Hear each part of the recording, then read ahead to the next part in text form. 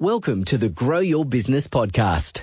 Listen in as we discuss all things business, growth and marketing with business owners, thought leaders and entrepreneurs. And now, here's your host, founder of Roundhouse, the creative agency, Saul Edmonds. Oh, hey everyone. This is the Grow Your Business podcast. And today I happen to be speaking with Daniel from Ferris Wellbeing. Daniel, how are you on this fine Tuesday? I'm doing well, doing really well. I'm looking forward to this conversation and having a bit of a chin wag. So I appreciate you giving up some time to have me on. Hey, it's what I do. Hey, that's what it's about. It's what, yeah. I mean, it's one of sort of the great pleasures of being able to do a podcast, and the surprise, I guess, now in retrospect for me about that is that outside of the fact that it's obviously a podcast, it's just an awful lot of, it's like having a really good in-depth chat that you don't kind of really have in this same way. So for people who don't as yet, this is what I really always sort of say at the start, because it's it's primarily for people who don't, which is probably like a lot of people who don't know who you are. Daniel McCulloch from Ferris Wellbeing. Yep. What do you do? And I guess just a bit of a short sort of annotated history about how you got to be here.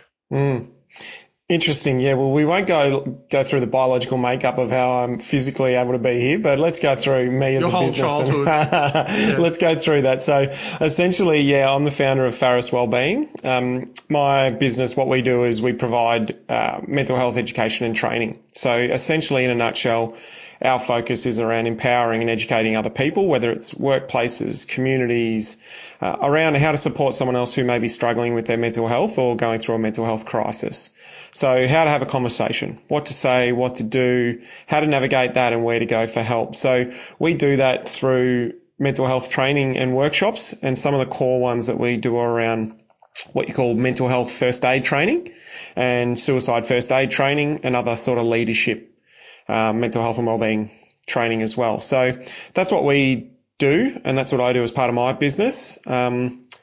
Developed it initially as a bit of a side business back in 2020, and then, probably halfway through 2023, started thinking maybe this is what I want to do full time. Like, because I'm very passionate around that space, around giving people that knowledge and education. So yeah, halfway through last year, made that decision and then prepped and planned. And since the start of 2024, I've been running it full time. So took the plunge, now or never. And, it's exciting. It's been a journey. Yeah, it's been exciting. I learn a lot. So that's my business. But do you want to know a little bit about my initial background and how I got here as well? Yeah, I certainly do. Please go ahead. Oh, no worries. So I have a bit of a mixed grill, I call it, for a background. So I started in physical education teaching. And then from that, I ended up going and working for a charity organisation where we used to work with schools and train up classroom teachers on how to do physical activity, health and wellbeing, work with schools and leadership teams within schools around promoting health and wellbeing, building wellbeing within that culture. Did that, then jetted off to Canada, lived over in Canada for a while and did random stuff over there. Came back broke after about 10 months, as you do. So all the skiing. Did you do too much skiing? A little bit, but I'm not a crazy or a wild ski buff or snowboarding buff. Like, I don't mind it, but that's not. I just wanted to go and experience the world. I travelled, but I wanted to go and live in a different country. Had a mate over there, so lived there. Came back broke. Worked for the charity organisation again for another couple of years across Melbourne and country Victoria originally. And then didn't learn my lesson the first time and then went back over to Canada again with a bit more money this time and travelled around and lived in Toronto. And then I did random things like worked in educational sales. So I learnt around sales and business development. And then that's where I met my partner, who's now my wife. So she's Canadian. She's originally from Edmonton in Alberta.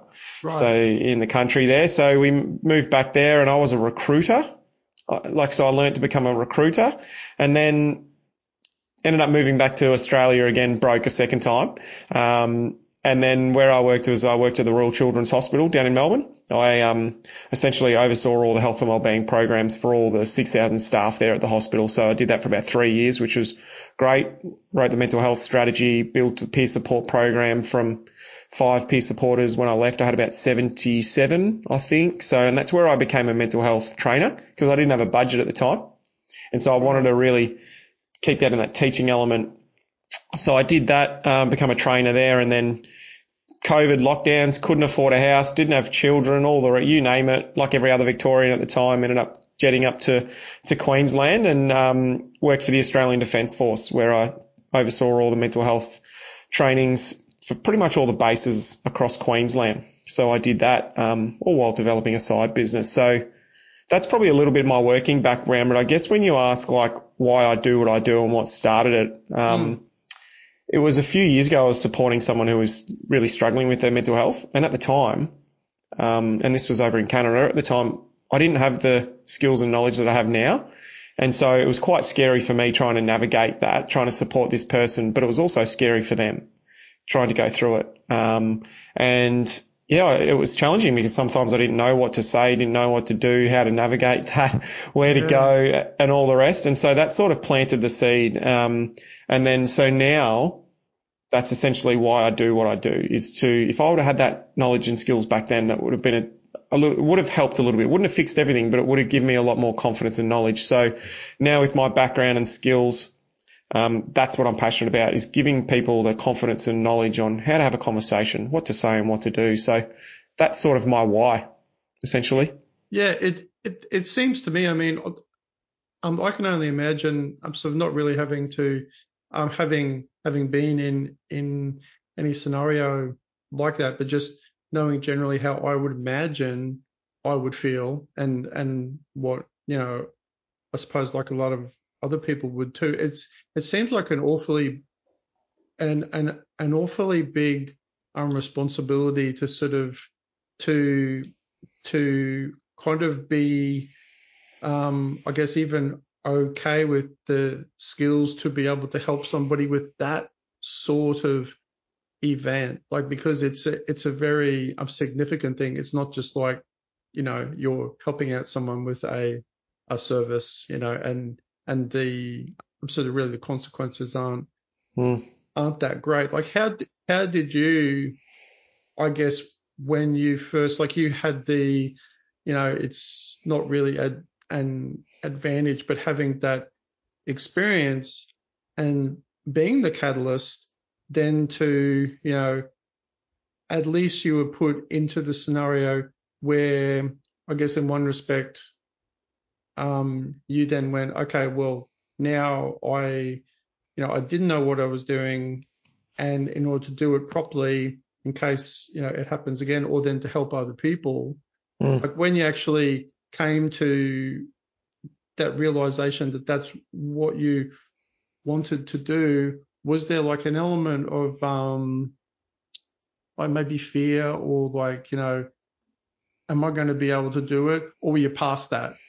Like in like that sort of like moment, I'm just like trying to imagine myself, like if how do you get to that point? yeah. How do you get to that point of of going, oh, I'm okay with this now? It's a pretty big deal, right? Like it's and I guess it can be, but knowledge is power, right? Knowledge is power, and educating yourself in itself can strip away a lot of the fear, whether it's fear of having the conversation, or whether it's the fear of, all right, well, what about if I'm actually going out and educating others on how to have that conversation or where to go about it? So I'm a big one for educating and learning. And so when I first sort of started this, I'd already had lived experience of supporting other people. And now I also have lived experience of going through challenges myself. So I've got both sides of it as well. But it's all around knowledge and education. And it can feel really scary and feel really challenging for people, and rightly so. However, knowing where to go for help, and just having some tools in your back pocket to know how to navigate that conversation can strip away a lot of the fear. Like, you get the classic what ifs, right? The what if I say the wrong thing? What if I make things worse? What if I put the idea in their head and then they go off and, do something to, hurt themselves? Like, all those what ifs come out. And that can be challenging to try and navigate. But once you learn more, whether it's learning how to have a conversation, learning where to go for help, or even from my perspective, learning how to run a business or learning how to then pass that knowledge on to other people, once you get that knowledge and education behind you, you just feel more confident, and then everything else sort of flows. We're never going to be perfect at it, but it just strips away that fear and that anxiousness in a way as well. Yeah. I mean, that's exactly right. And when you say it like that, it puts it back into the context of like all education about anything, right? But there's I guess, like, I fell into that, into I guess a certain frame of mind that I'm not aware of it. Plus, also the topic itself is more heavy. So therefore, the education around it might be like harder, or it might be this, but it's all those like unknown things, right? It's like the unknown. It's like the I can't remember who said this, but it's like that idea of 99% of all things that you think may happen never happen.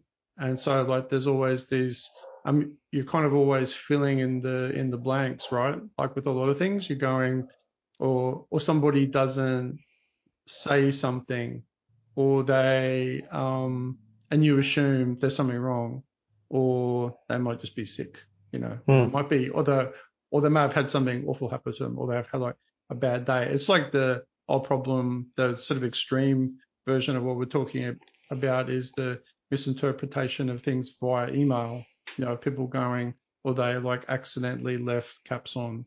So I'm not shouting at you, and and all these things that people assume. But I can see, like, when you were talking about your previous, history and things that you've done, I was going, actually, they seem kind of diverse and they seem all over the shop, and you kind of position it a bit like that. But I was like, actually, they kind of make a lot of sense. There's a lot of there's like, PE teaching, and you then, the whole teams you'd already had, and your obvious like passion for education, like that then was flowing through like a range of different things you said. It was like, education. So that's been a common factor, and these other things. Then you had this other experience, and that plus that equals. It's sort of funny in life, isn't it? How like you do actually have underlying stuff that you might not even realize you're passionate about, and it just seems like it's because you've done it a lot or you fell into it, but it's kind of both, really, isn't it? It's funny, like it's mixed grill, but pretty much everything of my working background and lived experience background, whether it's myself or supporting someone else, every little element of my background has actually been perfect for my job here and my business here now. Like, from the education piece, yes, teaching, and knowing when I'm running my training courses and workshops teaching people, I'm not there to put my own bias on it. I'm not there to put my own sort of some people can get over passionate and dive into certain little elements of things that, are interesting, but maybe not the most relevant for the training that we're doing. And so having that teaching background knows that, okay, this is what people need to learn, and this is what people need to get out of the training, and this is what I want them to walk away with, and the skills and everything like that. And so the teaching side actually makes it really easy to facilitate and navigate questions and curly questions and different personalities and things like that. But then you got the business side and sales and, meetings and learning how to use technology like CRMs and all these things that I was doing as a recruiter and in sales and that sort of thing from a business perspective, has tied in really well. So it's actually perfect in a way. And then you've just got my passion for it too. And you've got, and you have these reflections that only make sense then in the future, which is then now that you have your business. I actually had like a similar one in a way a little while back. I was like, I just generally had this thought of like, because we've had our own small business for quite a while now, my wife and I, and so I never then went into, I think I had a couple of other design related jobs before that, but I never if I was, most of my professional designer life has been in our own business. And I thought, I've never really had any experience. I just had that random thought. I was like, and then I was like, actually, that's really not true at all. There's actually, when we were growing up, like my dad, even though like he was in transport and doing other things, he was doing his own thing in a lot of ways and was quite entrepreneurial. Then we had like a corner store, and my mum ran that for years. And then after school, we bought another corner store, and I ran that for years. And then at the Queensland College of Art, I actually ran the retail store selling art supplies. And I was like, actually, there's like a bunch of stuff that I was already doing that I never kind of considered was significant. I didn't think about it. Like, actually, they're really important things. There's a bunch of other stuff. And then and just the whole education thing too. Like my mum was a teacher, and then I originally, when I thought that I, should get some sort of, what I considered to be like a proper job at the time, was like, I'll become a teacher. And then I became a high school teacher. Was never able to get a job at that time because there were no jobs for teachers.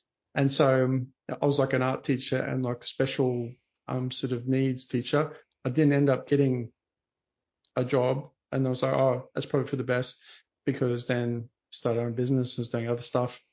And but then those things too, it was like, oh, that's always been something that I've liked too. And then I've taught other things, at the Queensland College of Art and other things. So it's all those things, the business sort of were happening, and then they only make sense in the future when you're reflecting on them. Hey, like you go, oh, it's the looking back on like what was my journey idea, and initially going, nah, it seems like pretty random, and then you piece them together and you go, that's not true at all. There's like all these elements. It's funny, isn't it? Because 100%.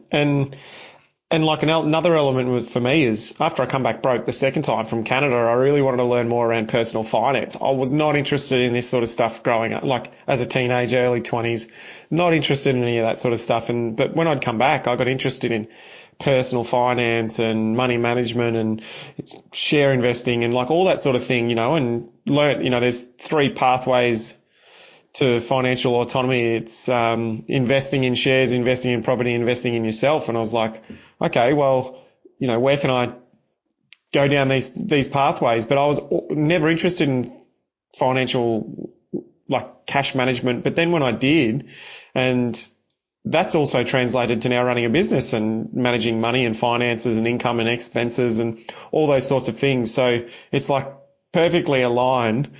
And I guess I'm interested in all those areas. So that's another reason why I run my business, is because I'm curious, and I've always been curious, and I love learning. Yeah. And so I'm curious on different technologies. I'm curious about different templates that I see. I listen to podcasts, and I'm just generally curious around all those sorts of things. And then that all helps with the business too, right? Yeah. I mean, from a designer point of view, because we had this conversation before about when I was like, oh, hey, Daniel, I like your logo, like your brand and everything. And you told me the story of all of that, which we can get into as well.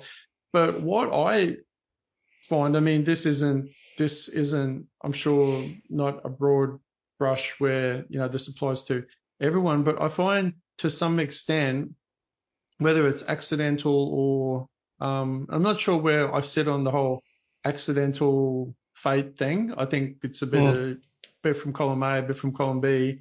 But it's like, I think to some extent, the fact that you ended up, coming to the point where you worked with somebody who did you that great logo and had that concept around it is also ultimately a reflection of how of probably things you were talking about being a curious person, because that's like seems to be a common thread with a lot of entrepreneurs and people who are, sort of trying to do things in different industries, different ways, is that they're going, oh, I'm not sure about this. I want to find out about this. And then it's not just you doing stuff. It's that you end up working with another person who, I mean, I don't know those people from, what's the agency name? It's who created my logo, or no? Finn. Or yeah. One of my best mates who has his business. He's the one they helped sort of with the inspiration around the logo, and the name, even the name itself, right? So, but I've always been one of those people that I never want to be the smartest man in the room, and if I am, there's a problem, right? So I always lean on people who have those skills and expertise in those fields instead of me just waffling on and trying to make it up. It's like, why not lean on the people who are experts in those fields, who know about all of that? And I've been a big advocate for that, whether it's accountants, whether it's the website, whether it's design. It's like, I never want to be the smartest man in the room. So I'm always leaning on those types of people, even business mentors and things like that. Cause I don't know it all and I never will.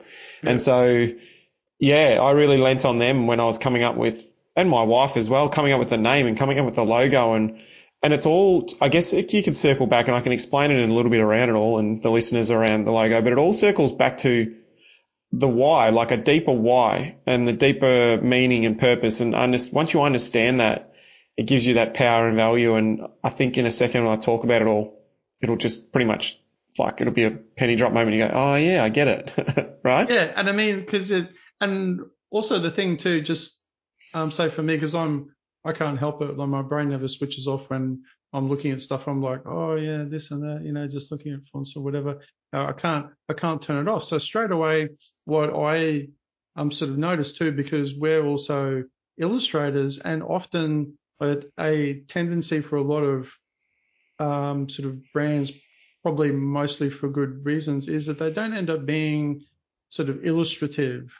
And you talk to like a lot of people about when they're talking about the logo and the brand, and the logo part of your brand, it's just that one part, is that they go, and I mean, I've even said this to people. And when people go, I want to imbue everything under the sun into the logo, so it expresses every single thing it could possibly express. And I go, well, it doesn't really need to do that, and that's true a lot of the time. But then yours is a really kind of cool exception, because it actually does. Like it actually does. It is an illustration. It is both, a logo, but then it's illustrative of the idea in a pretty literal way. And then I'm sort of let you explain what that is, because people will be, once they see the link like from the podcast over to your website, they'll be like, they'll listen to it upon reflection and go, oh yeah, right. And it's the style it's done in. It's still graphical, but illustrative. And being an illustrator myself, I was like, that's cool. That's like a really great. And then, I mean, it was probably, I had the advantage of already talking to you about it. Yeah. And you explaining it as I was almost looking at it. So I was like, oh, very good. That's like, it's a great example of imbuing like the stuff that's right at the heart of what you do. So I'm really happy with where it landed, and I guess it all circles back to the why. And once you understand, you'll know me as a person and me as a business and where my business wants to get to and why we do what we do. So for everyone listening, it'll be a penny drop moment, but it's like, so my business is Faris Wellbeing. And so Faris is a Latin word, and it's Latin for lighthouse.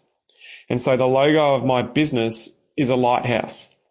And so when we dive a little bit deeper and you start to get an understanding of the purpose of a lighthouse, if you're thinking of, a ship coming into port during stormy seas, right, there's going to be wind everywhere, lots of waves, like quite a scary, challenging time.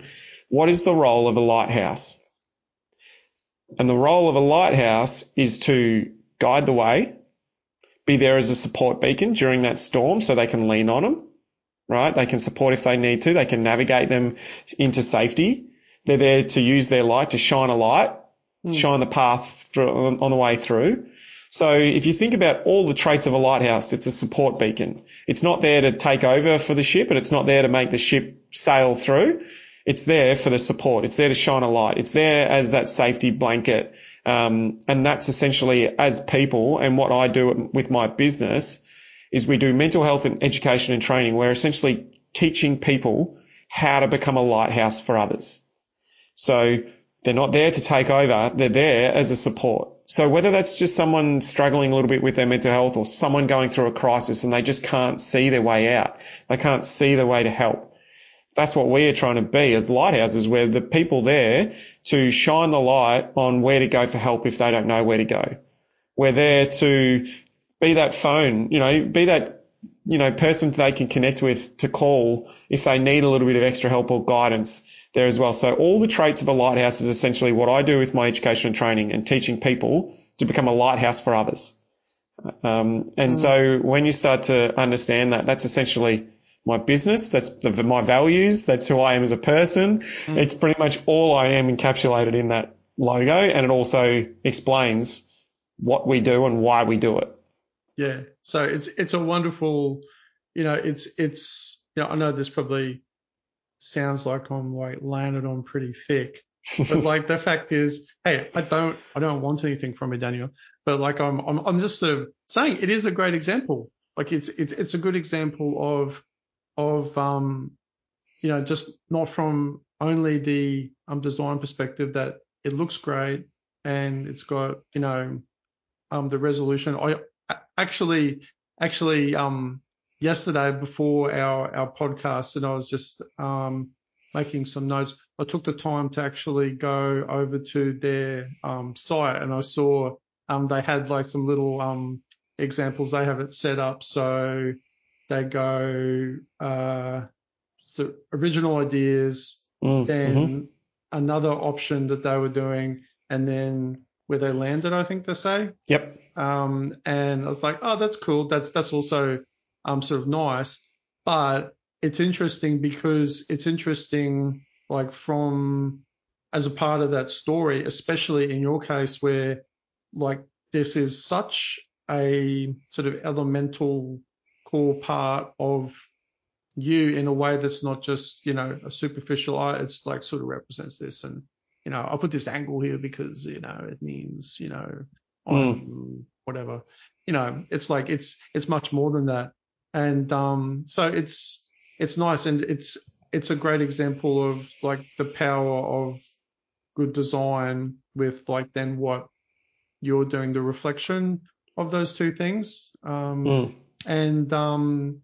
actually there's some good, they did some nice artwork that for some reason I missed before, where they did those nice sort of photo overlays of, there's like you, and I was like, oh, they're nice. They're really sort of melancholy and a bit, I don't know, they, overlaid photographic with some other things, and there's sort of a little bit dreamy and thoughtful, but they're really good too. So anyway, props to them. I've no idea. I've never met them ever before, but they did a good job. They're great, and we've always tried to come at it that way, where gets people to think a little bit, or there's meanings behind it, whether that's values or the reasons, but it gets people to think more, and explore more and be curious a little bit, because part of it is also everyone perceives it differently. Everyone might look at the piece of whatever it is on the website or look at my logo and they'll think one concept, but then someone else might look at it and think completely different. And again, that's exactly like what it is with everyone's mental health. Everyone is going through something different and it's unique to them and it's their perceptions and it's their reality. It's nobody else's. And so when you start to look at it from those angles as well, it starts to encapsulate that every aspect of mental health too. And, you know, also the element of like, don't assume, right? Don't assume that your perception of what you see and what you're taking away is going to be the same as somebody else's, because it might not be. It's the same with mental health. Dramatically different, right? Yep, exactly. And we're not assuming that, you know, just because one person, we're seeing signs in someone that we're thinking, oh yeah, we've seen this before. It's the same example. It's the same struggle, where it's completely different. You know, they're different people. They're different backgrounds. They're different potential cultures. So one of the things we try and teach people is just don't assume. Don't assume you know what's going on. Don't assume you know what the problem is. Don't assume you know what the right solution is without actually having the conversation with them in the first place, because you could be coming in going, yep, I'm seeing this in this person. I think you need to go here and you just need to go and do this and you'll be fine. And they're like, you know, that's what you think they need, but it's not what we're teaching people is it's not about us. It's about the other person, and it's about what they want and what they need and how we can help them. And so it's starting to shift that mindset of people just going in thinking they have the answers before you've even had the conversation, or before you've even spoken to the other person around how we can help. So there's so many different layers to this that we could go down for sure. Oh yeah, 100%. I mean, how what was I just going to ask then? Oh yeah, how often, or I guess like how much do you find that it's really important for people that are having some assistance, or you know, just or at whatever level they're at, that the importance for them of being understood and feeling like that nobody does understand it. Like, how is that sort of something that you come across often once people start, you know, either sharing aspects of what's actually happening, that people go, yeah, that's a reflection, I guess, of feeling isolated perhaps, and like that, even though there's like a bunch of people around them who, you know, are good friends or family, that they still don't actually feel that they're properly understood. Yeah, and it can be common, and you know, that's the challenging element sometimes, where, you know, for some people struggling, and I'm going back to it myself, it's like you might have people around you, but when you're struggling, it's hard to see that, and you get caught up so much in your own internal voice. Yeah. And a lot of the time your internal voice isn't as nice to yourself as it is to everybody else, right? So you get caught up in that, and it's not always your sometimes, best friend. No, and it can be hard. And when for example, if you know, people who may be suffering through depression, it's a lot of negative voice, right? And it's a lot of negative voice at yourself. You know, I'm a failure. No one can help me. Like, you know, people would be better off without me. Like, you know, it's all around. A lot of the time it can be common to be that negative voice internally. And it's really hard to see outside of that. And you might have people around, but some people may not have anyone around, or may never have even shared that before, what's going on. And so you feel alone because you just can't see outside. It's like you're in a tunnel and you can't see the light at the end of the tunnel. And you don't really, excuse my language, but I say you don't really give a shit about what's going on outside, because it's too hard to see. It's too hard to do anything apart from just try and survive yourself. And so, you know, that can make you feel alone, or make you feel really, I guess, scared and overwhelmed. And I guess from our perspective as the helpers, that's the reason why we need to be initiating these conversations, and we need to be noticing those small signs, and we need to be having these conversations, and not these superficial ones like, you know, hey, how are you? It's like, yeah, good, no worries. And then away you go. It's like taking the time to stop, notice, open up the conversation and be real and genuine, actually talk to a person about how they're feeling, because they may never have even shared what they were going through. Mm. And sometimes when you're going through a whole lot of that internal negativity or those challenges, when you voice them, right, you can take that power away. Like it feels like you're not alone if you can talk to someone about it. Yeah. Yeah. No, it's very true. Like even I find, it's like, I guess it's the same side of like, or the different side of the same coin, or the other way around, same side of a different coin. I'm not sure which way to say it, but like when you have like anything, say that is stressful in your life, whether it's like money matters or whether it's this or that, those things, like you have an idea. I'm speaking about this with my wife just recently, and I think it's because it was either me, I think it was me, yeah, and it was like something that I hadn't addressed, or it just like things grow in your mind, and you go, and it becomes it's not even logical. Like it's not like you're going, this is ABC. It's just, it's bigger than, it seems big and scary, which always sounds so odd when you say it like that, because people are like, don't worry about it, it'll be all right. But like, then you go, but then as soon as you address it, then it's a little bit like what you said. It sort of seems to magically dissipate. It's like a little bit like the Wizard of Oz idea. It's like the Wizard of Oz in that movie is like this big booming figure, but the reality is that it's just like a man in like a cloak.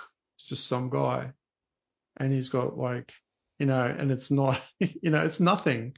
It's like all sort of smoke and mirrors, and like, that's, I think that power of just addressing, and then obviously having somebody like in that situation, you can't do it on your own.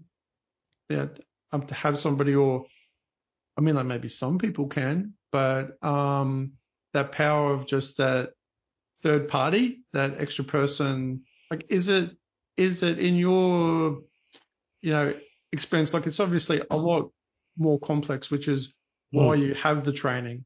Mm-hmm. And you go through this process. It's not as easy, like you were saying, of someone going, hey, you're right. And what are they going to do? They're going to go, no, I'm not. But that's not going to ever generally be the first answer, is it? They're not going to like just all of a sudden open up. They're like, yes, I've just been waiting for somebody to ask me. It's not like, it's not Australia. Our culture is it's very hard. We're very hard to navigate past the superficial. Like, it's like, hey, how are you? It's like, yeah, all right. It's like, what's been going on? Nothing. It's like, not much. Or like, what have you been up to lately? Yeah, stuff all. And you're like, I've tried. So Aussie culture doesn't help. Like, all right, when we're trying to navigate that. Right. But people feel like it's natural for people to feel like this has to be a really complex thing. Like it's mental health. Maybe people don't know about it. It has to be really complex. Like there must be so much we have to navigate. But at the end of the day, it's not.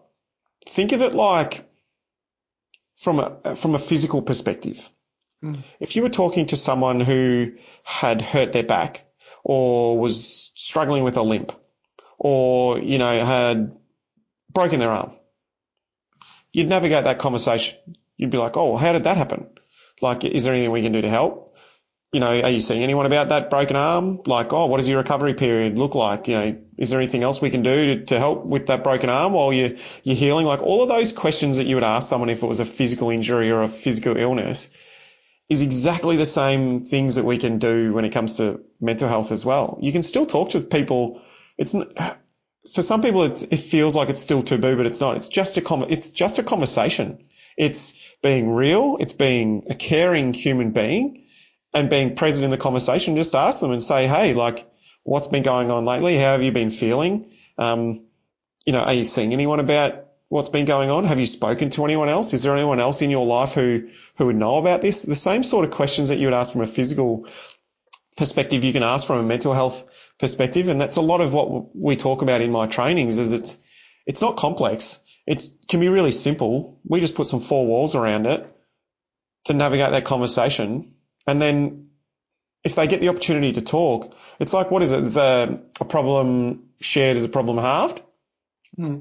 can help release what I call that pressure valve, release some of that tension. And if someone's there and they're talking to you, you can feel like you've been heard and you feel like you're not alone. And so the same questions apply. What's potentially you need to consider are your responses, right? So I'll give you an example. We want to, if we're talking with someone's sharing, we want to avoid going straight into fixed mode, I call it, right?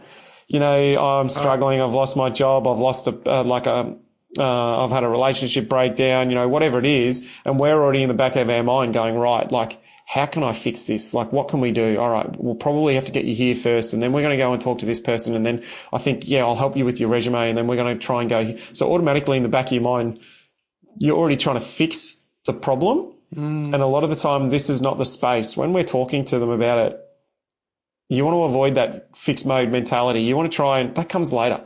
You actually just want to be present. And because it's not about what we think they need, it's about what they need, right? It's about that listening and silence. It's interesting. I feel like that's a key, like the listening piece, like of being a good listener is, I feel like I'm okay. And actually having the podcast has probably helped. It's probably helped me be a good listener, or certainly, actually I don't think I ever realized that until I'm sort of now. It's probably helped me a bit. I mean, sometimes, you like to have your say and you like to get in and say this. And I do have a problem with that sometimes. But being a good listener can be like when I think you've probably got the right mindset. I'm not sure exactly how to describe that. Maybe you'll have some good words to help me there. But it can be really rewarding because like you end up finding out a bunch of stuff that you wouldn't have found out about if you had just been talking the whole time, or not even that extreme, or you hadn't been like listening more, or just letting like somebody keep talking, and not going, and then like if you like feel the urge to be in fixed mode or something because like maybe you're that sort of person and you're like, oh, I should be able to do this. So like, I'm pretty good at like helping people, and and then you just sort of say it. Like how much of that is in your experience, are there people who are better naturally at that? Or is that for most people more of a learnt skill that they have to train, like sport, that they have to practice being better at listening?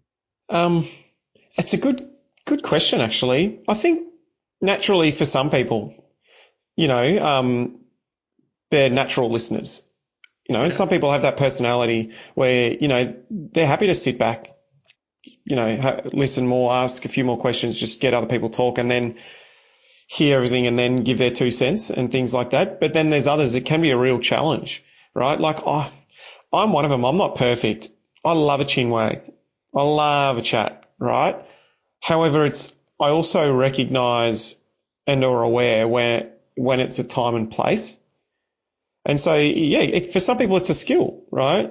But I like to say, like, we've got 2 ears and 1 mouth for a reason. And when it comes to supporting someone who may be struggling with their mental health, it's like one of the most powerful things you can actually do is listen. Because sometimes people don't even need any fixing. Sometimes they just need someone, what I call, to sit in the shit with them, right? And so one of the most powerful things you can do is actually just zip the lip, allow for silences, and just give the other person an opportunity to talk about what's going on in their mind. Now, there's questions that we can ask and things that we can do to help encourage the person to open up. Yeah, to step a bit. Yeah, more, but perhaps. But the questions don't need to be complex. It's not a technical thing. It's just coming at like from a sense of being curious. So, Saul, can you tell me more around when you were learning, when the penny dropped for you that you needed to be a better listener as a podcast? Was there a moment? Can you tell me more about when that happened? right? So a question, or like, help me understand a little bit more about what you were just talking about there. Yeah, What does I that guess mean for you? Right?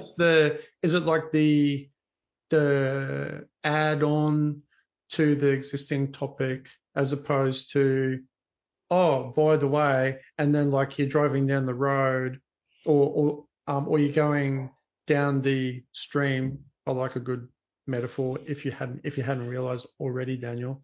Like but like you're going down the stream and and it's easier to guide the boat if you're just like a little bit left and you go down another channel, as opposed to then all of a sudden, and it flows better overall too. It's just more seamless. Like the conversation being the stream can just be like it's a part of what they're already talking about and just add on prompt, as opposed to, oh, by the way, I've got a great idea, and like sharp turn left. And then like, because it's easy then in conversations for people to forget what train of thought you're even on, right? Sometimes, and then that itself can just be, oh, that was really important to me, and now it's just gone, And there's that too. There's the whole conversation, like especially if you're in a good place with the conversation. I don't know, like is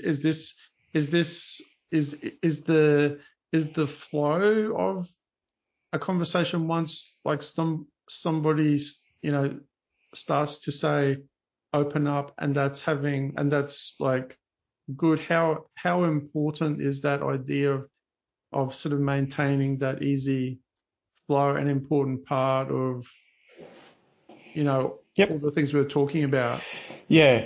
And so something to help that is the training that I do, or it's called mental health first aid training, right? And we teach people that they have like it's called an action plan, right? Which is essentially a framework on how to have a conversation. And we just teach people how to use the framework. So as an example, the framework's called ALGEE, which is ALGEE. Right, so A stands for approach the person, assess and assist with any crisis. So it's just about how to approach the person, and if they're in a crisis, how to support them, because that's the priority. L stands for listen and communicate non-judgmentally. So how to have a conversation, how to ask questions and how to listen, and how to show some empathy and put our judgments aside. Right, then we have G, so give support and information. So that might just be emotional support, practical support. Right, might be information around creating some awareness around mental health or the certain signs you're seeing. And then you got the E1, which we call it, is like encourage the person to get appropriate professional help. So it's just encouraging them to guide themselves to a professional if they haven't seen anyone, or encourage them to go back to see the mental health professional if they have previously. So it's all around getting them to professional help. And then the second E in the ALGEE framework is encouraging other supports. So looking at what I call the safety net.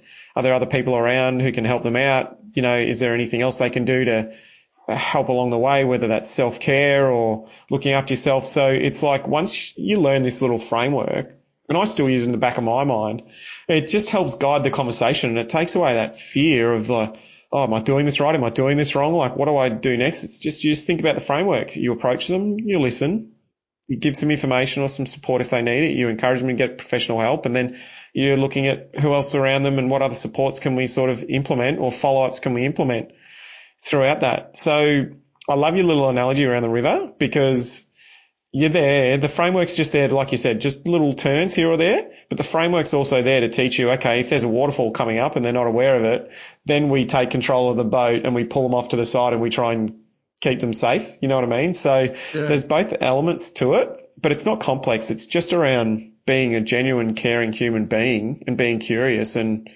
it's about them, not us. It's about what they need. And focus on them. Yeah, to get past, because I'm just sort of, as you're talking, I'm just imagining, because like I think I sort of mentioned I did with person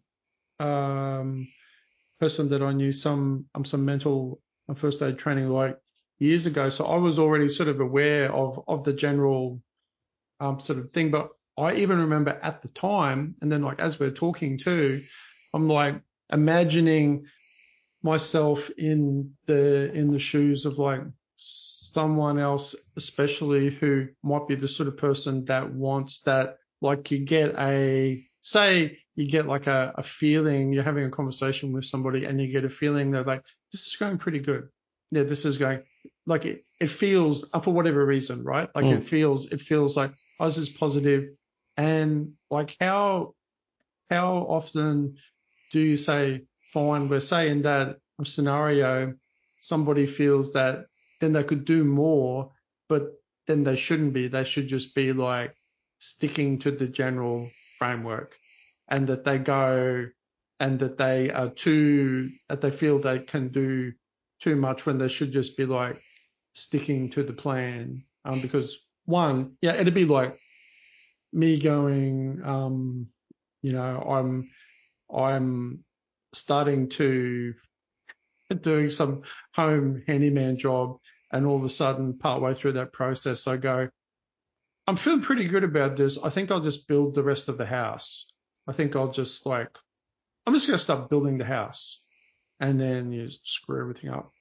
I mean, I'm not sure if that's a good metaphor or not, but you get so excited, and like it sort of comes from a good place, of people going like, is that something that you come across with people getting like too like, whoa, this is going really well, and then they. I'm going to give you my favorite answer out of the entire training. That in any training I do around this space, I'm going to give you my favorite answer, and you're probably not going to like it, and everyone doesn't like it, but it just is what it is. Saul, depends. Depends, right?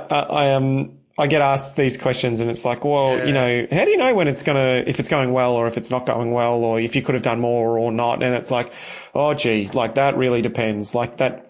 And one conversation you might have and you're like, this is going really, really well, perfect. And another one you might be sitting there going, there's like a lot going here. I don't know where I'm at, like done my left from my right, like, oh, I'm getting a bit stressed here. Like, so it really does depend. And that's what I love about what the training that I do is it's just around it's around the framework. It's around giving people the tools. And it's not about like, sometimes engineers, sorry, any engineers listening to this, but sometimes engineers really struggle because they love a good yes, no. They love a good plan, right? Like yes, no. Okay. If they answer this, yes, do this. If they don't do this, yes, do this. And it's like, that's all well and good to have like a set plan. I'm like, right, I'm going to go in the conversation. I'm going to have this and we're going to come out with this outcome and I'm going to get them here and there. And you think, this conversation's the way it's going to play out.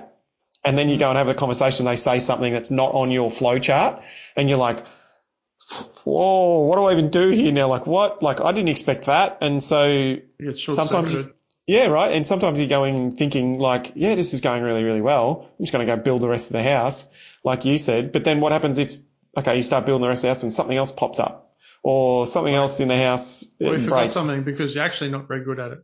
Like you just go, oh, I forgot to do the foundations of the house. Right.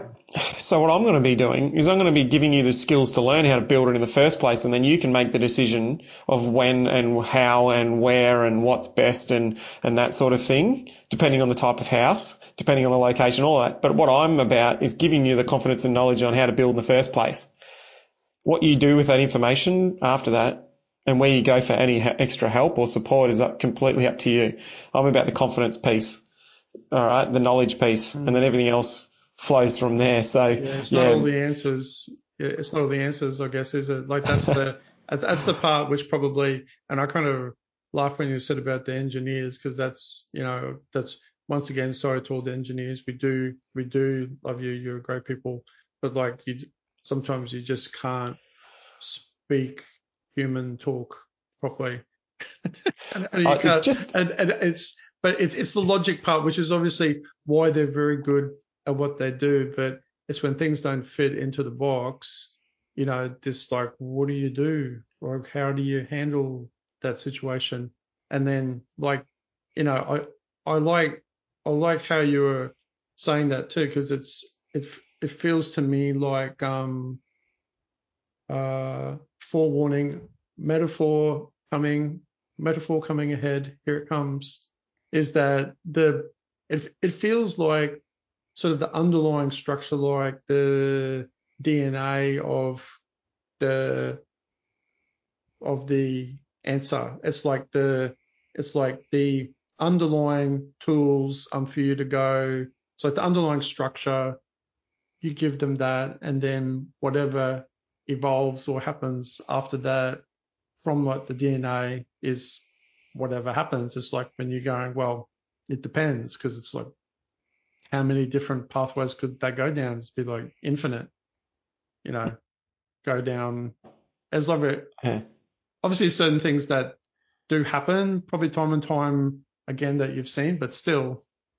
Yeah, and I'm a good I'm leaning on my physical education background and my anatomy background. It's kind of like we're giving the bones, we're giving the skeleton, and then everyone else can go off and build the muscles around it and build the tendons around it, and everyone's going to build it a little bit differently, and then everyone's going to everyone's going to learn some different techniques about how to move and how to crawl and like all, so think about it like that. We're giving the skeletons to it, and then everyone else can go away and put the muscles and put the rest of the body together. And so what I tell everyone in any of the workshops I do is it's just like, it's not the way to go about it. It's a way. They'll navigate that. But if you can feel more confident and knowledgeable in how to navigate the conversation in the first place, you're actually probably going to do the first thing, and that is take the first step in initiating the conversation in the first place, right? And we call it like leaning in to ask the question, leaning in to have the conversation, leaning in if you have noticed something, because they may be struggling or they may not be, but you're not going to know unless you actually initiate and have the conversation in the first place.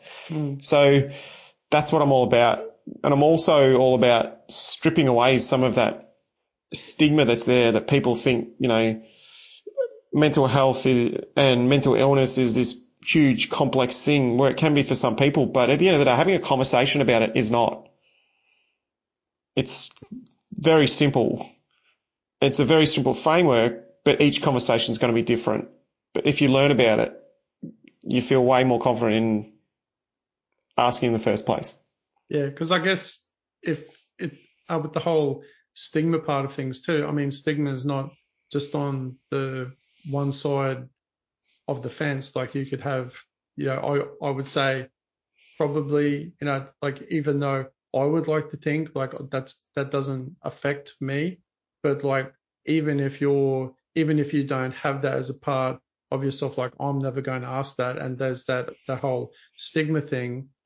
Just also the fact that even though that's improved like vastly, in sort of recent years, like I think, and I think that's probably pretty true, right? Like that's, it's people talk about it a lot more, but still, even with that, there's, for like a lot of people, there's that still cultural, it's like a little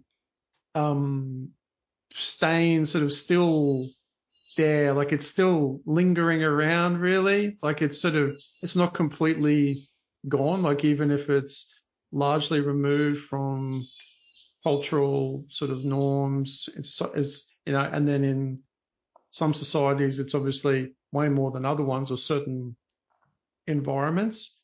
And I guess actually just on that subject, as a little bit of a segue, do you find there's in particular environments, whether work or sort of whatever, that the prevalence of a stigma, or at least part of it, is still there?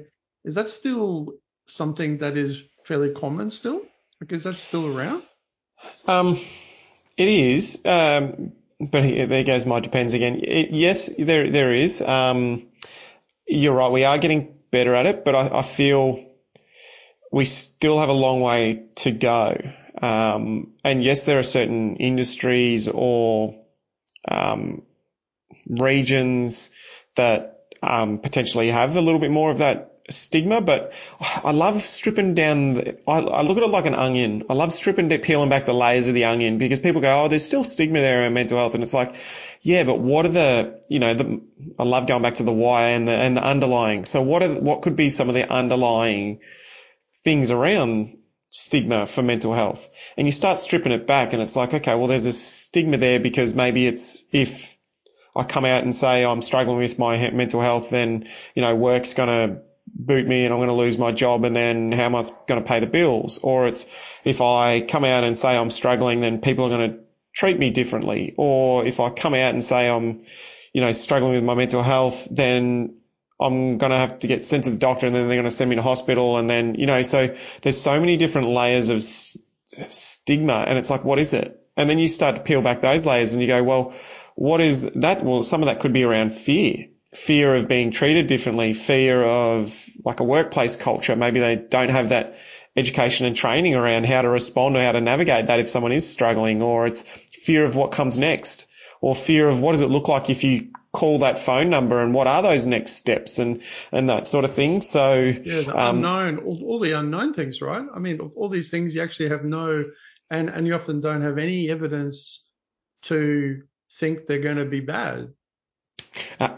I'll counter you on that, Saul. It's fear of the unknown, unless you know about it, unless you've educated yourself and unless you've learnt, right? So there's the common fear of, okay, well, if I see a psychologist, or if I put my hand up and say I'm struggling, I'm going to get sent straight to hospital and, that's it. It's like, well, actually, that may be the case, or it may not be. It may be that if I come out and I go see a professional, I get the help I need and I improve on some of the strategies to improve my mental health, and then I get back and recover. Because like, gone are the days where, if you're diagnosed with a mental illness, that's it. Your life's over. Like, people can recover from a mental illness. People can go on and live long and fulfilling lives going through mental health problems, mental illness. Like, I'm lived experience, like my wife's lived experience of it. Like, you can go on and live long and fulfilling lives. Sometimes it might be challenging, but it's not like your life's over. And that's why I'm passionate around getting out there and talking about this and sharing it and saying, like, mental health is just like physical health. We all have our good days. We all have our bad days. In between, there's going to be ups and downs, and your life's not over just if you're being diagnosed with depression or anxiety or anything like that. I've got my own lived experience of high anxiousness, severe anxiety during a period of time, and it freaked me out because I'd never gone through it myself. So I didn't have my strategies, didn't have my coping skills. I was catastrophizing. I had a whole night where I couldn't sleep. I developed tinnitus, high-pitched ringing in my ears, and I was an absolute rebel. But I was able to get help. I went and saw my GP, and I now see a psychologist, and I learned strategies. I learned what some of those symptoms were. I learned what was going on for me, and that took away some of that fear, and I learned what works for me, how I can prevent myself getting to that point. And so now I notice it early, and I can be like, okay, yeah, some of this is going on. All right, what can I do? I notice I'm not myself. I'm not 100%. All right, these are my strategies. These are my go-tos to get through it. So it all comes back, so doesn't it, to education, knowledge, 100%. Understanding, normalizing. Yeah, it's everything. Like I see it's in its own small way. It's like a manifestation of that sort of same idea of that everybody is that a lot of people assume that everyone else knows like one thing that they're talking about or they're thinking about. And don't really think about it logically. You just go, oh, they would know. It's like, because I play squash, and like it's common, like super common thing. I'm sure it's common across heaps of sports. And where you got the let and stroke thing, and you ask for that, you don't want to hit the person or whatever.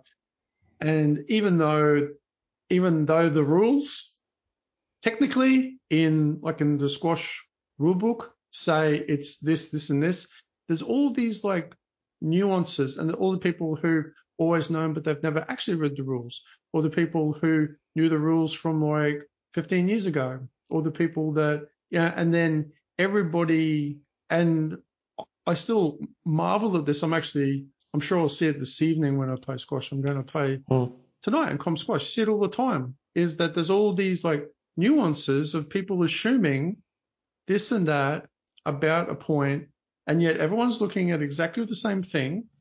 So you would assume logically that the outcome would be universally accepted, but there's all these like people filling in the gaps about all sorts of stuff. So I guess why I'm saying that too is that idea like seems to be very common just across almost everything we do, like, and say and interpret or, misinterpret. Like, it's just kind of all around us all the time. So it's not like it's really anything new, but it's then all of a sudden you put it into, a scenario with,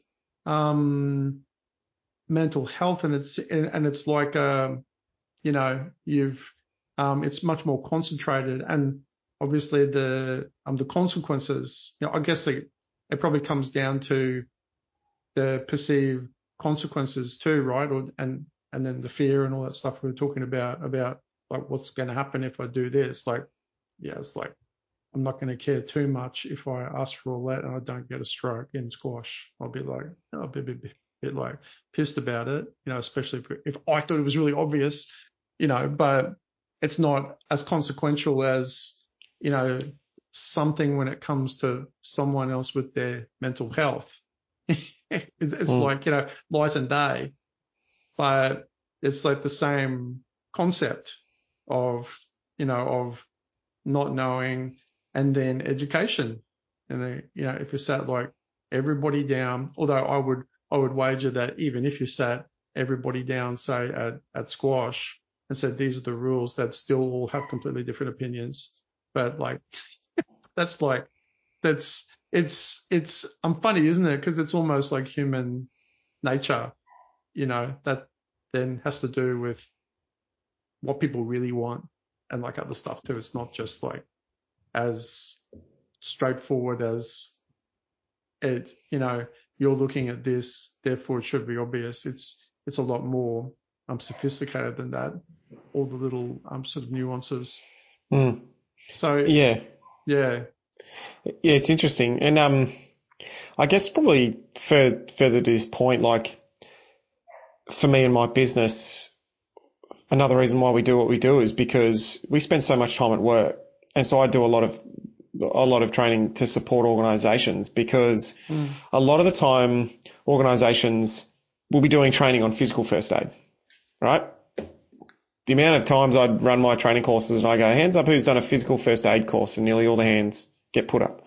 Or if I'm running an awareness mental health workshop and I'll go, hands up who's done physical first aid, and again, a lot of the hands come up. Then I go, okay, well, who's done, first aid for mental health? Who's done mental health first aid? And there's like 2 or 3 hands go up. So, it's another reason for workplaces is a lot of the time their leaders and their managers have just fallen into that management role. Like they've been very, very good at their job, and then they've got that promotion, and now they're that leader, and now they're that manager. But now they're also in charge of supporting human beings, not just themselves in their work, but now they're navigating challenging conversations with their staff, or someone's struggling with their mental health, and they're like, well, now how am I supposed to do this? And they learn by just going through it, and you figure out on the fly what works and what doesn't, and could have done that better next time. And so a lot of what I do is actually working with those leaders and managers and those leadership staff around giving them that training, that professional development. So then if they have staff underneath them who are struggling with the mental health, because chances are it's going to happen.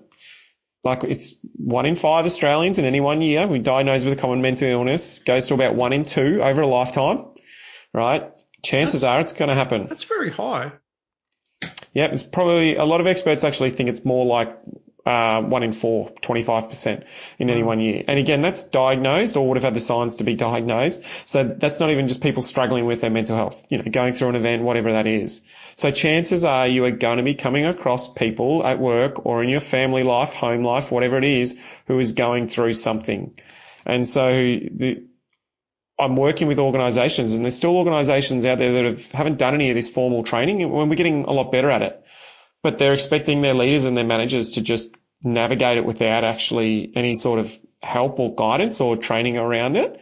And so the change that I see in people is just profound. Like just the other day I was running a training course, and a guy wasn't really sure what we we're going to be covering in this mental health first aid training. And he was like, what are we actually going to be covering, and what is this training about? And I was like, well, we're going to be doing a bit of this. We're going to be learning around mental health, and we're going to be learning around the signs and how to navigate a conversation. And these are the topics that we cover. And he's like, oh, right. He's like, this is fascinating, because literally a few days beforehand, he had a staff member come to him, a new parent going through, their struggles, and had just recently come back to work and was showing a lot of these signs and had a couple of sick days off. And this staff manager was like, I didn't know what to say. I didn't know what to do. I didn't know how to navigate it. I didn't know what to do. Mm. And so he goes, now you've told me about this course. Oh, geez, I'm really looking forward to this. This is going to be great because, I'm going to get a bit more guidance. And, then I spoke to him at the end of day one. And even after the first day, he was like, yeah, wow, he's got his manual there with resources and stuff like that. And so we're expecting our managers and leaders to just know how to support staff. So without actually going through some formal training involved. And like the statistics from mental illness on organisations and workplaces. So for a psychological injury in Queensland, the average period of time off for psychological injury is around 190 days. Compared to a physical injury claim is about 45 to 50. So for a psychological injury claim, it's 190 days compared to 50 for a physical injury. So you start to think about, okay, what's that look like as an impact to an organisation, to the impact to their team? But also, what does that look like as an impact to that staff member having to go through that process and having to navigate that and having to get help and recover and get back? So you start to think about the impacts to workplaces. And it's like, if you're not doing this training or if you're not doing some form of professional development for your staff, you're actually doing your staff and an organisation a disservice, because chances are you're going to be coming across someone and chances are your staff are probably going through stuff and need a little bit extra help. And so when I learned those statistics, it was just like, wow. Yeah, that is pretty eye-opening too, because I guess, probably to some extent, I would imagine there's an element of, because it's unseen, it's like a lot of things. It's not as possibly as clear cut, but it's a lot of things where if people aren't, like, it's easier when things are physical because you can see them and you can experience them, and that's very obvious. And and people are good at disguising things. And like you mentioned too, like there would be a huge amount of people who it's never gonna even crop up. They're never going to get to a point where they're going to talk to anyone, or that anyone might even notice it. And there's all those people. So like with all of that in mind, that it's so under the radar, in sort of one respect, but unfortunately, like there's good, education around there with what you're doing, and more broadly, because if I was even just to go, like I can't remember at all, like ever, I don't think when I was growing up as a kid, like there was ever any mention, like maybe there was, but I was like too busy just playing cricket or something. I don't know. I probably focusing on like other things too. And that's obviously another factor is your focus isn't on these things we're talking about when you're a kid. But like still, like that wasn't even a thing. It wasn't even, and it's great that people are talking about it. But is there also I'm not sure if risk is the right word, but I'll use that word, the risk that when things become too, there's a element of things become popular and people can fall into a complacency on that, and don't keep like driving the horse as hard as they should, forward, because it's really, really important. You know what I'm saying?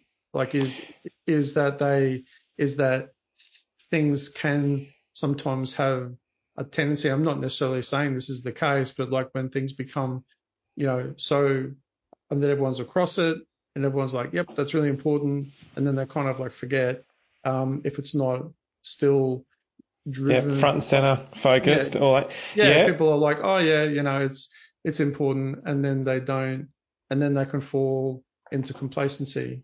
Yeah. I'll speak from an organisational perspective. Yeah, there's risk. And so now a really great thing that's come out in Queensland into law is around the psychosocial safety laws now. So organisations have a duty of care to provide a psychologically safe workplace for their staff. Now, mental health education and training is not a silver bullet. It doesn't fix it all, right? But organisations have a duty of care now. And there's been examples of where organisations have not focused on creating a psychologically safe workplace and have been fined like massive amounts of money. And also leaders and directors of organisations can be fined and potentially legally incriminated too if there's like negligence and things like that. And so that's in law in Australia, in Queensland, and a lot of the other states are sort of catching up. So it's wild to me how we're only getting to this point now where, like, you know, physically safe workplaces, everyone's like, yep, slips, trips, falls, let's make sure we've got all the processes, our health and safety reps, we're all over everything physical. And then now we're getting to the point, which is fantastic that it's getting there to the point where organisations, you need to create a psychologically safe workplace too. So, and that's not, like, one element is mental health education. So training your leaders, training your staff, being aware of what, you know, the signs are, how to have conversations, support. But it's further than that. It's like, okay, your policies and procedures, like there's so many different elements to the psychosocial safety space, but like, it's wild to me that we're 2024 and it's now only a thing. Like, some organisations have been great at it, have so many things in place to support their staff, where a lot of organisations now are getting to this point. Now this law's come in and they're all like, oh crap, what are we even doing? And then the high up manager of an organisation or the boss or the executive director or whatever hears about, okay, well, there's potential for massive fines and legal incrimination, and they're like, right, what are we doing? And it's like, crap, where do we even start? And so it's probably, is there risk? Yes, there is a risk. If you're not focusing on keeping your people safe, both physically and mentally, then yeah, there's risk. But there's things that you can do to put in place, and most organisations are probably already doing them. And that education piece is one of the elements to that as well. Don't get me started on all the rest, but it's really interesting, and that's where I come in. Yeah. I'm not there to fix everything. I'm there to provide that education because that's what I'm passionate about. And you got to start somewhere, right? Like, you have to start like everything. Yeah, everything just starts with that little. Yeah, it's almost like the question. You know, like it's almost like what we were speaking about when you're, you know, asking somebody a question. It's like you got to start with that. And I mean, when it comes to, you know, leadership and leaders, I can only imagine like how, you know, potentially, you know, scary, exciting. I'm also like that other guy you were talking, yeah, about then too, who had like the opposite. It was like, wow, this is really fantastic. Like, thank you.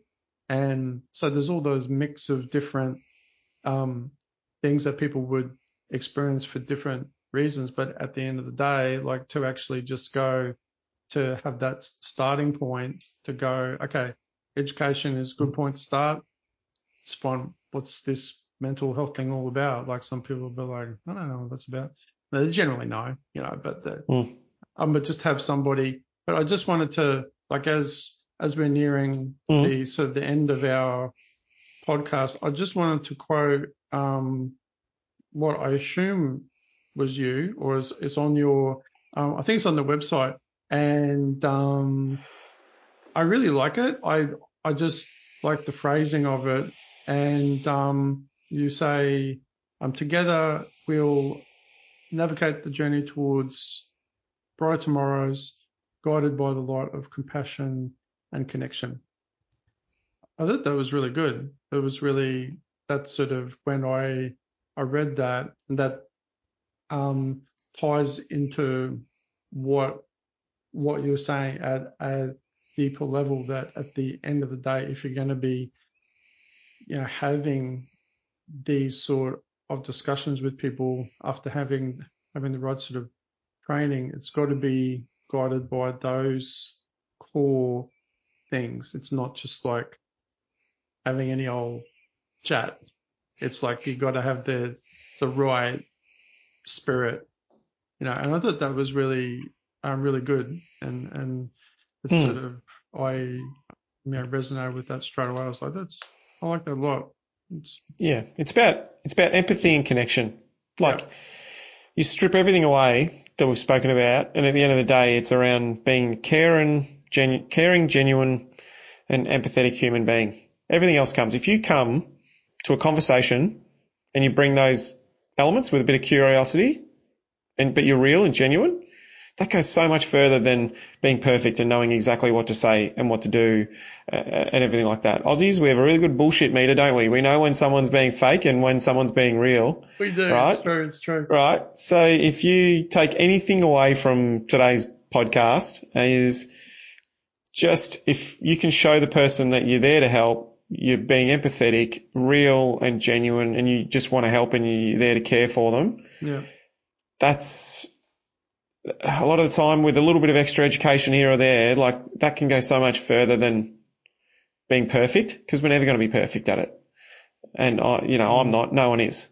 But those traits go a long way. Very good. Very good. Excellent message. And you've got a quote or two, I believe, as well, that people who've listened to the podcast before, they'll be very used to this, but you've got a couple of one or maybe two. I got two. You got two, yeah. I got two, and like the first one is by like Franklin Roosevelt, and I love this one, and it's a simple one. So it's a smooth sea never made a skilled sailor. And I love it because it's like we all have our challenges, but if you can go through it with curiosity and you come out the other side, your challenges like help you to build your skills and your resilience and your strategies. So I love it because it's like, we're all going to go through challenges, but if we can come at it curiously and we can learn. Embrace it a bit. Exactly. Embrace it. So that's the first one. And the other one was from Christopher Reeve, the old Superman. Yeah. And this one's more around Faris and the lighthouse. It's at some time, often when we least expect it, we all have to face overwhelming challenges. When the unthinkable happens, the lighthouse is hope. Once we find it, we must cling to it with absolute determination. When we have hope, we discover powers within ourselves we may have never known. The power to make sacrifices, to endure, to heal, and to love. Once we choose hope, everything is possible. And so I got told about this one, and with the link to the lighthouse, and now like another reason that lighthouse is hope, it's like, hey, just be a lighthouse to others as well. So it's just very simple takeaways. Yeah. And your brand is like you're an advocate, you're a great advocate then for it, and then it for you too. So I mean, if that's the only, thing that people get out of it, and they're not like me and like going, oh, great illustration and all the other stuff as well, that's all you take out of it, that's pretty damn good. Like that's excellent. And how do people best find out about you? Where do they go on Daniel? Yeah, so probably a great way if you want to learn more is through our website, so www.fariswellbeing.com.au. So Faris is P-H-A-R-U-S. Hopefully they'll look at that through the show notes, whatever that is. So the website's great for more information. We have all the information around. There's a little 2-minute video explaining more about me, my background, my why, and also some of the offerings and courses and workshops. They can email me, Daniel@fariswellbeing.com.au, or you can, a lot of the time I sit on LinkedIn. So, find me on LinkedIn, Daniel McCullough, Faris Wellbeing. I'm always hoping to have a chat, find out, like just linking with other people if people want to know more. I've always been that way. Hopefully our podcast has pretty much shown the type of person I am. So people can reach out. I'm more than happy to help if they want more information. If I can help people, then that's what I want to do. That's great. It's absolutely fantastic to talk to you about this whole area. And there's no doubt, like there's a lot more to talk about too, but it's like we were saying, it's just like the start of the conversation. It's like a long one, but like it's still, it's still really just the tip of the iceberg. So thank you very much, Daniel, for your time, sharing all that and your story and everything is absolutely fantastic. Yeah. Really do appreciate you giving up some time to have me along just to talk about it, and hopefully your listeners have stuck through and learned and taken away a few things, some tips and tricks and that sort of thing. But yeah, I'm really grateful for you to give me the time and the platform to talk about something that's really important and close to me and you and everyone else as well. My pleasure. And it's that time. Say goodbye to everyone, Daniel. See you later, everyone. Thank you for sticking with me, and hope you all have a good morning or afternoon, depending on when you're listening to it. Thanks, everyone. See ya. Thanks for tuning in to today's episode of Grow Your Business. Have a great day, and we'll see you next time here at the Grow Your Business podcast.